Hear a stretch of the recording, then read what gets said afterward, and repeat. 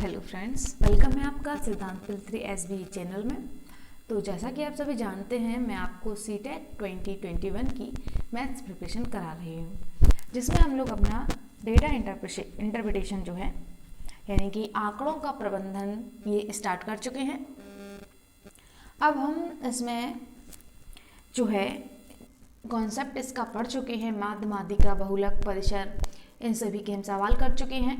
अब मैं आपके सामने कुछ क्वेश्चंस लेके आई हूँ, जिसमें कुछ ऐसे क्वेश्चंस भी हैं कि जो प्रीवियस ईयर पेपर में आए हुए हैं। तो चलिए हम आज कर लेते हैं इसकी क्वेश्चन प्रैक्टिस। तो देखिए, अगर आप हमारे साथ ऐसे ही सीटेट और अदर टेट की तैयारी करना चाहते हैं तो प्लीज़ हमारे चैनल को सब्सक्राइब करें, बेल आइकन को प्रेस करें, और अगर आप अपने फ्रेंड्स के साथ शेयर करना चाहते हैं तो प्लीज़ अपने फ्रेंड्स के किसी एक फ्रेंड्स के साथ शेयर ज़रूर कर दें। तो हम आपको क्या कर रहे हैं कि step by step her topic clear करा रहे हैं। आपके जो भी डाउट होते हैं वो आप पे करते हैं। तो अगर आप अच्छे से तैयारी करना चाहते हैं तो चैनल को सब्सक्राइब जरूर करें। तो चलिए देख लेते हैं हम अपना आज का फर्स्ट क्वेश्चन।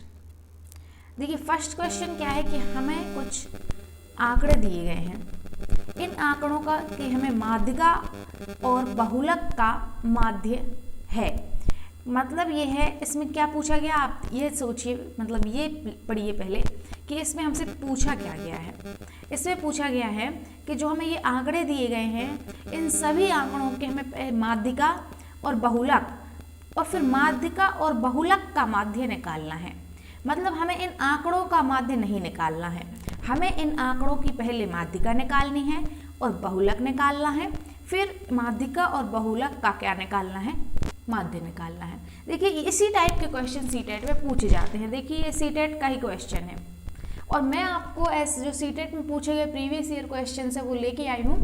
उसमें इसी टाइप से क्वेश्चन पूछे जाते हैं कि माध्यिका और बहुलक का माध्य ज्ञात कीजिए, माध्यिका बहुलक परास का माध्य ज्ञात कीजिए। मतलब हमें पहले वो एक ही क्वेश्चन में आपका जो आंकड़ों का प्रबंधन है वो पूरा पूछ लेते हैं। पूरा जो उसमें रहता है बहुलक, माध्यिका, माध्य, ये सब पूछ लेते हैं। वो ऐसे नहीं पूछते कि सिर्फ माध्यिका निकालिए, पूछ भी सकते हैं, वो ऐसा भी पूछ सकते हैं कि सिर्फ माध्यिका निकालिए या सिर्फ माध्य निकालिए। लेकिन मैं अगर पिछली कुछ जो क्वेश्चन है वो लेके आऊँ तो वो उन्होंने ऐसा पूछा हुआ है कि उसी में वो माध्यिका, बहुलक, माध्य, परास, मतलब आपका जो डेटा इंटरप्रिटेशन का जो कॉन्सेप्ट है वो आपका एक ही क्वेश्चन में वो कर लेते हैं। तो देखिए क्या है कि इसमें पूछा गया है कि माध्यिका और बहुलक का माध्य ज्ञात कीजिए। मतलब हम पहले निकालेंगे माध्यिका, फिर निकालेंगे बहुलक और फिर उसका क्या करेंगे, माध्य निकालेंगे। तो देख लेंगे हम इन आंकड़ों को। जब हम इन आंकड़ों को देखेंगे तो देखिए, कोई भी हमें माध्यिका अगर निकालना है, यहाँ तक कि हमें बहुलक भी निकालना है, तो हम क्या करेंगे कि इन सभी को आरोही क्रम में जमाएंगे। तो चलिए हम इन सभी को आरोही क्रम में जमा लेते हैं। आरोही क्रम का मतलब होता है पहले सबसे छोटा, फिर उससे बड़ा, फिर उससे बड़ा और फिर उससे बड़ा। ये होता है आरोही क्रम। तो इसमें सबसे छोटा क्या है, 6 है, फिर उसके बाद 7, फिर उसके बाद 7 फिर से, फिर उसके बाद 8, फिर उसके बाद 8, फिर उसके बाद 8, फिर उसके बाद हम रख लेंगे 9 और फिर उसके बाद हम रख लेंगे 10। तो देख लेंगे, चेक कर लेंगे, 1 2 3 4 5 6 7 8, 1 2 3 4 5 6 7 8, मतलब हमारा कोई भी अंक नहीं छूटा है। अब हम क्या करेंगे कि इनकी माध्यिका निकालने के लिए हम क्या करेंगे कि दोनों तरफ से समान अंक काटेंगे और जो बीच में बचेगा वही हमारा क्या होगा, आंसर हो जाएगा। तो देखिए, यहाँ से मैंने काट दिए 3 अंक और 3 अंक मैंने यहाँ से काट दिए। अब बीच में कितने बच रहे हैं, 2 अंक बच रहे हैं। तो हम क्या करते हैं कि अगर बीच में 2 अंक बच रहे हैं तो इनको जोड़ के हम क्या करेंगे, 2 से भाग देंगे। तो आप खुद देख लो कि दोनों जब 1 से हैं तो 1 ही आ जाएगा, यानी कि 8 आ जाएगा। कैसे आ जाएगा, आपको मैंने कैसे बताया कि अगर बीच में 2 हों तो इन दोनों को जोड़ना है, 8 और 8 16, 2 से भाग देना है, तो हमारा क्या आ गया, 8 आ गया ना। मतलब अगर 1 से हैं तो उनका जब जोड़ेंगे और 2 से भाग देंगे तो वो ही आएगा। तो 1 से है इसलिए हमने 8 भी बस ले सकते हैं। तो हमारी माध्यिका क्या निकल आई, 8 निकल आई। ठीक है, माध्यिका हमने क्या निकाली, 8 निकाली, ठीक है। माध्यिका मतलब बीच वाला।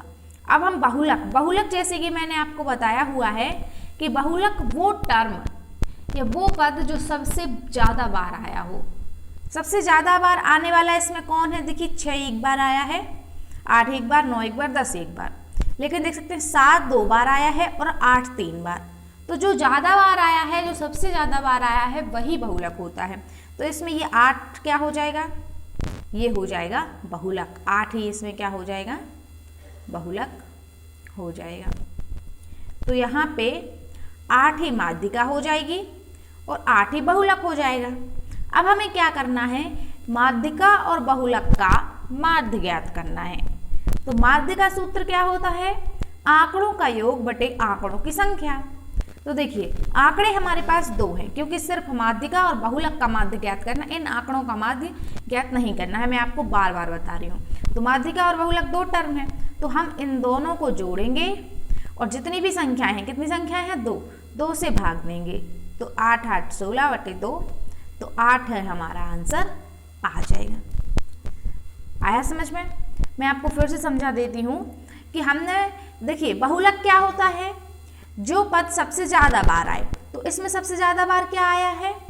8 आया है, 3 बार सबसे ज़्यादा बार आया है, तो 8 बहुलक हो गया। माध्यिका कैसे निकाली? जब आरोही क्रम में जमाने पर बीच में जो आए। तो देखिए हमने जब इनको आरोही क्रम में ऐसे जमा दिया और फिर हमने जब दोनों तरफ से समान अंक काटे, इधर से 3 इधर से 3, तो बीच में 2 बचे। तो जब हम इनको जोड़ के 2 का भाग दिया तो हमारी माध्यिका 8 आ गई। अब हमें इन दोनों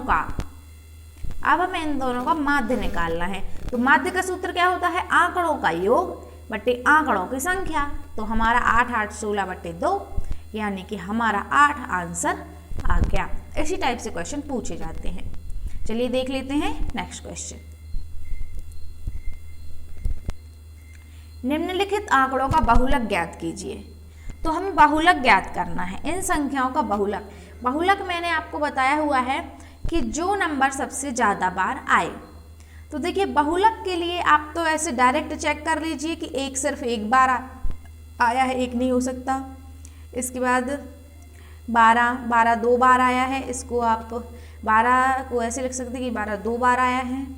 फिर आप लिख सकते हो 8 कितनी बार आया है? 1 2 3 4।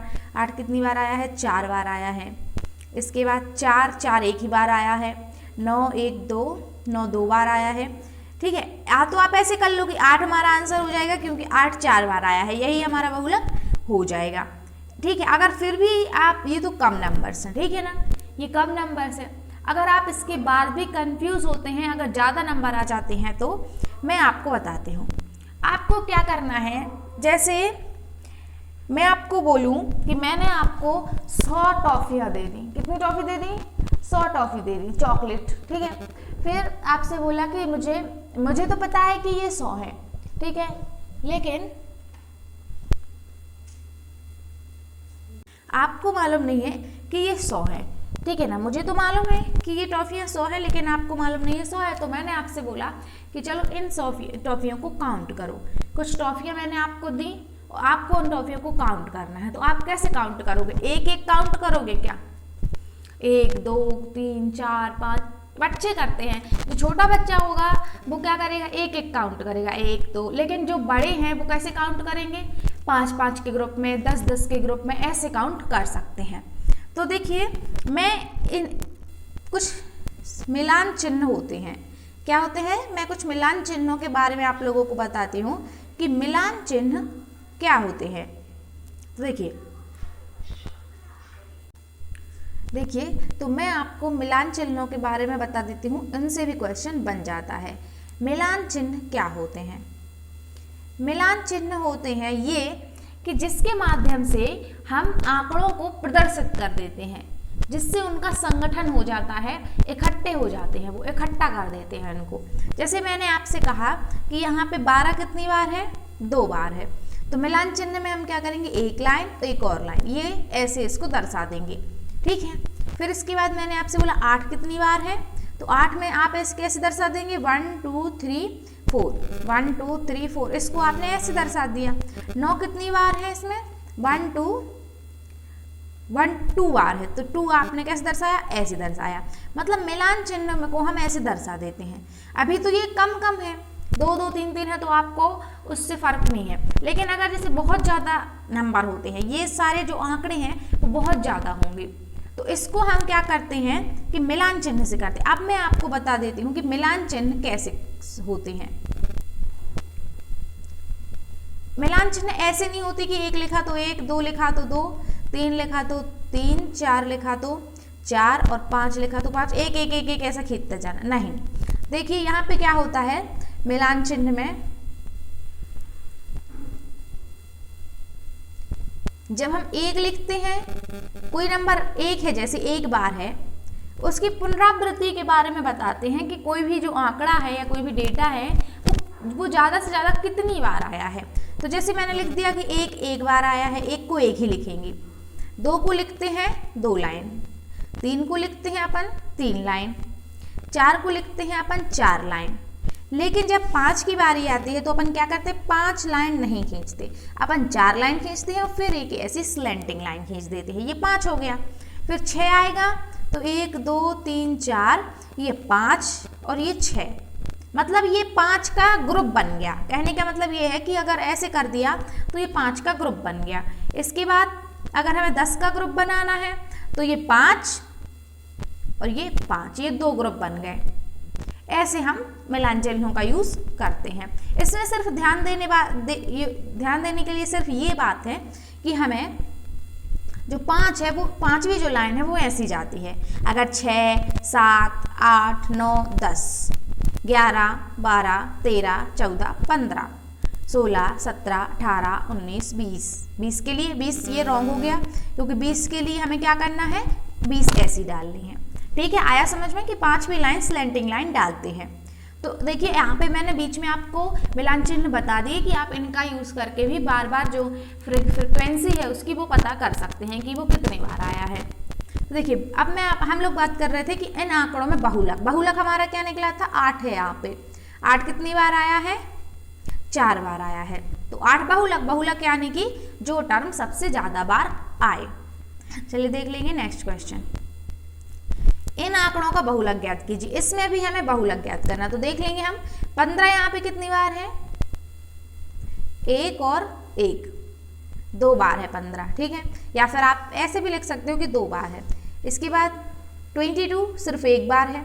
17 आप देखेंगे तो 1 2 3, 17 है यहाँ पे 3 बार। फिर 19 22 29 ये सब है 1 1 बार। तो सबसे ज़्यादा बार क्या है, 17।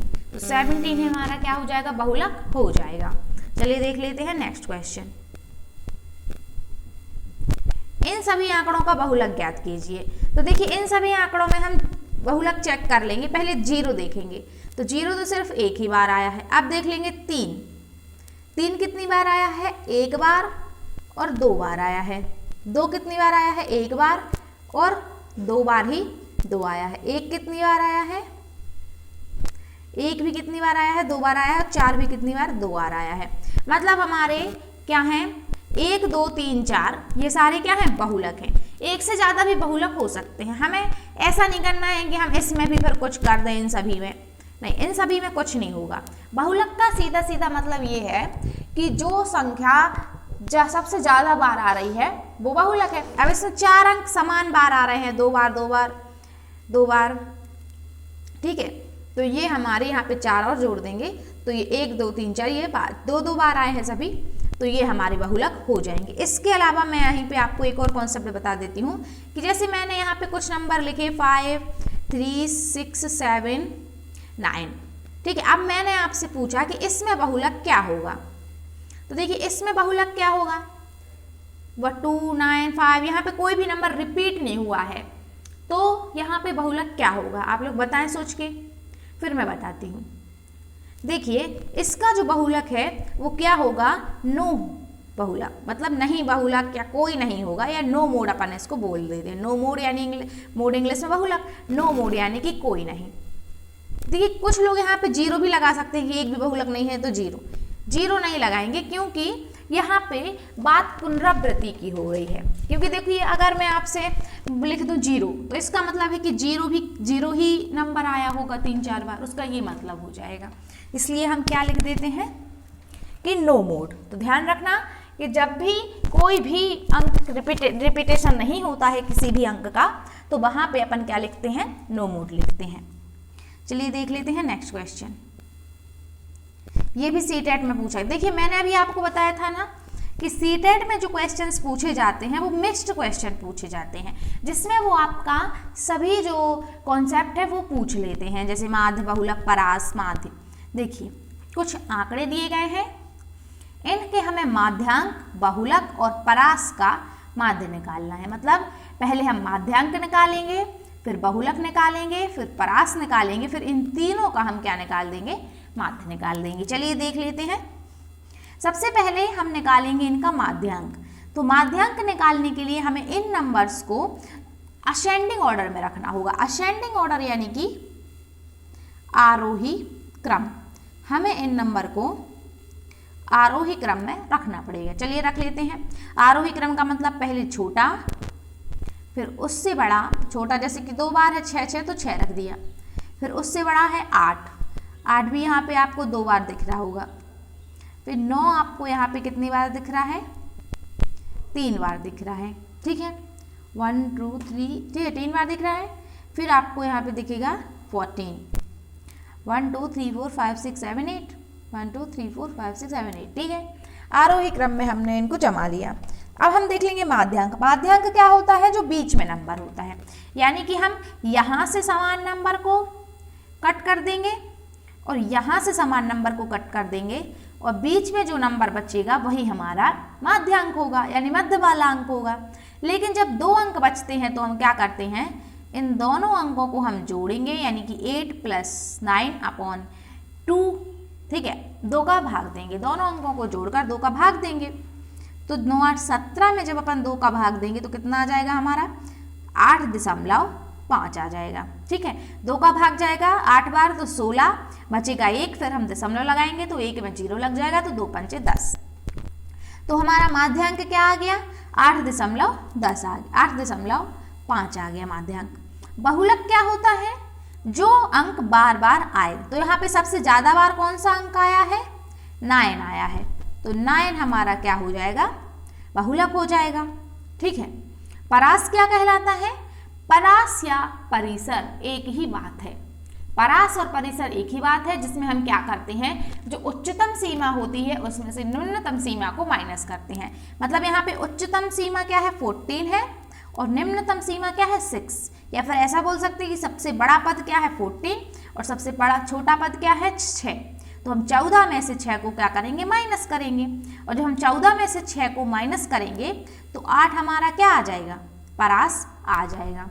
अब हमें क्या करना है, इन तीनों को का माध्य निकालना है। ठीक है, ठीक है, तो देखिए मैं फिर से समझा देती हूँ कि पहले हमने माध्यांक निकाला, जैसे निकालते हैं दोनों तरफ से समान नंबर काट दिए, बीच वाले जो हुए वो हमारे 2 जोड़ के 2 का भाग दे के 8.5 माध्यांक हो गया। बहुलक जो सबसे ज़्यादा बार आए, तो 9 सबसे ज़्यादा बार आया हुआ है।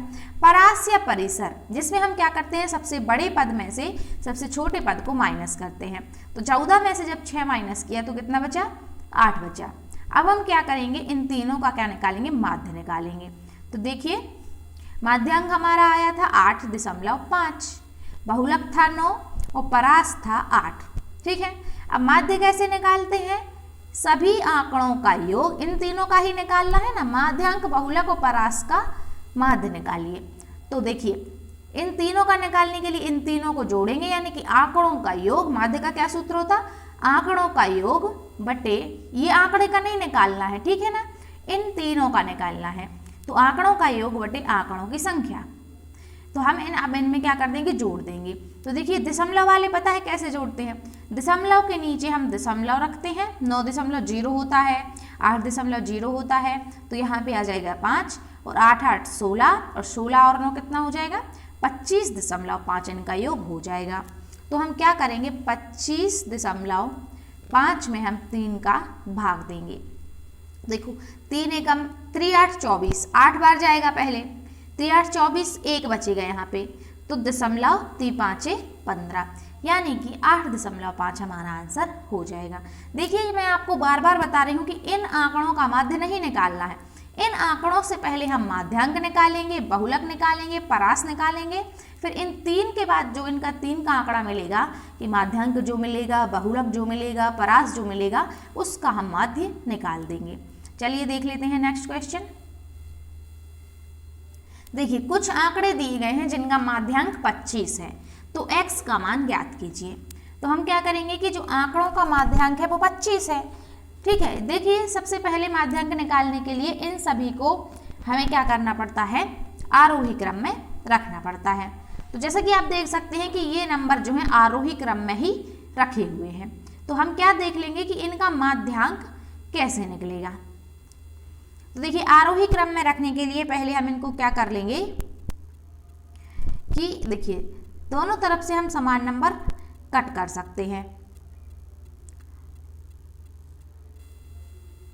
तो देखिए यहाँ पे एक नंबर अपना मिसिंग है, यहाँ पे एक नंबर रखेंगे 54।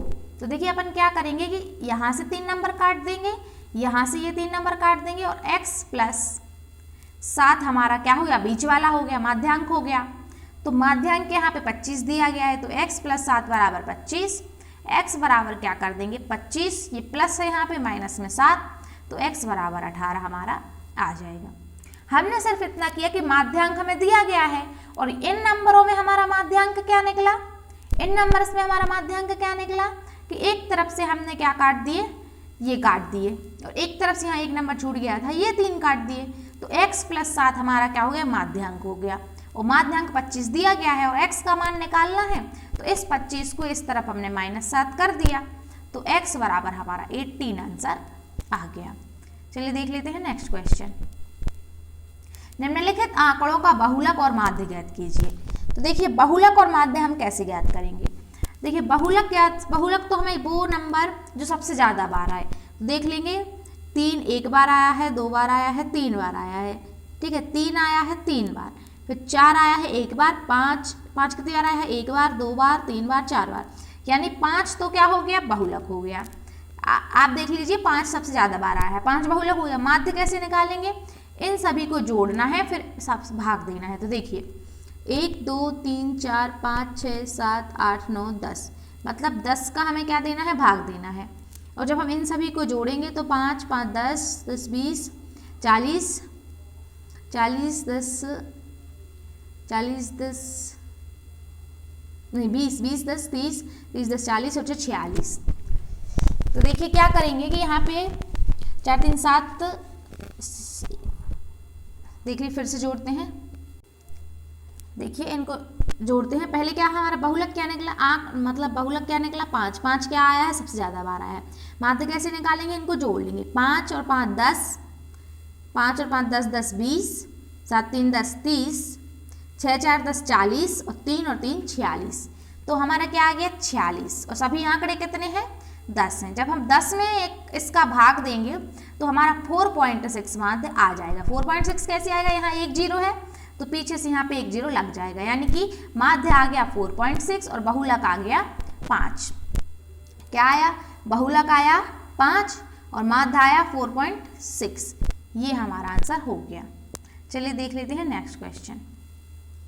सीटेट में पूछा गया क्वेश्चन से माध्यिका परिसर बहुलक का माध्य निकालना। पहले इन सभी में से माध्यिका निकालिए, फिर परिसर निकालिए, फिर बहुलक निकालिए। देखिए काफ़ी क्वेश्चन, 2-3 क्वेश्चन ऐसे आ चुके हैं जो कि सीटेट में ऐसे ही आए हुए हैं। तो माध्यिका इन सभी की क्या हो जाएगी, सबसे पहले इन सभी नंबर्स को हम क्या करेंगे, आरोही क्रम में जमाएंगे। सबसे पहले इन सभी नंबर को हम आरोही क्रम में जमा लेंगे। तो देखिए आरोही क्रम में हम इनको जमाएंगे। सबसे पहले तो यहाँ पे आ जाएगा पहले 1, एक ही बार आया है, फिर 2, फिर से 2 कितनी बार आया है, 1 बार और 2 बार आया है। फिर इसके बाद 3 भी कितनी बार आ गया है, 3 भी 2 बार आया है, 1 2। इसके बाद 4 कितनी बार आया है, 1 2 3, यानी कि 4 आया है 3 बार। इसके बाद 5 तो है नहीं, 6, 7 नहीं है, 8 कितनी बार आ गया है, 2 बार आ गया है, फिर 9, फिर 14 है, ठीक है, ये है। 1 2 3 4 5 6 7 8 9 10 11 12 13 5 6 7 8 9 10 11 12 13। ठीक है, पूरे हमने नंबर लिख लिए। अब हम माध्यिका कैसे निकालते हैं, दोनों तरफ से समान नंबर को कट कर देंगे। तो देखिए यहाँ से 1 2 3 4 5 6 नंबर ये कट कर देंगे, और 1 2 देखिए ये 14 है तो इसको आप अलग अलग मत लीजिएगा, एक ही है। 1 2 3 4 5 6 नंबर यहाँ से काट देंगे, तो बीच वाला हमारा क्या हो जाएगी, 4 माध्यिका हो जाएगी। इसके बाद बहुलक क्या कहलाता है, इसके बाद परिसर क्या कहलाता है, कि मतलब जो निम्नतम सीमा है, निम्नतम सीमा 1 है, सबसे छोटा पद 1 है, और जो सबसे बड़ा पद है तो सबसे बड़े पद में से हमें सबसे छोटे पद को घटाना है। ठीक है, हम क्या करते हैं, जब परिसर या माध्यिका निकालनी पड़ती है तो हम सबको आरोही क्रम में जमाते हैं, तो हमें अपने आप पता चल जाता है कि सबसे छोटा यहाँ रहेगा, सबसे बड़ा यहाँ। तो यहाँ पे 14, यहाँ पे 1, 14 में से 1 घटा देंगे तो परिसर कितना आ गया, 13 आ गया। बहुलक कौन है, बहुलक क्या है, 4 है, क्योंकि 4 आया है सबसे ज़्यादा बार, 3 बार, तो 4 हमारा बहुलक आ गया। अब हम क्या करेंगे कि जो 4 माध्यिका आई है और जो परिसर कितना 13 आया है और 4 बहुलक आया है, इनका माध्य निकालने के लिए हम क्या करेंगे, इन सभी का योग करेंगे और बटे में आंकड़े संख्याएं कितनी है, 1 2 3, तो 3 का भाग देंगे, यानी कि आंकड़ों का योग बटे आंकड़ों की संख्या। अब 13 में 4 जुड़ेगा तो 17, 17 में 4 जुड़ेगा तो 21, 21 में 3 का भाग दे देंगे तो 3 7 21, 7 हमारा आंसर आ गया है। अगर आपको वीडियो पसंद आई हो, क्वेश्चन समझ में आए हो, तो प्लीज़ चैनल को सब्सक्राइब करें, लाइक करें। अगर कोई भी डाउट रहता है तो प्लीज़ कमेंट में पूछें, वो आपको बताया जाएगा। चलिए अब मिलते हैं नेक्स्ट वीडियो में, जिसमें हम पढ़ेंगे pie chart. Thank you so much.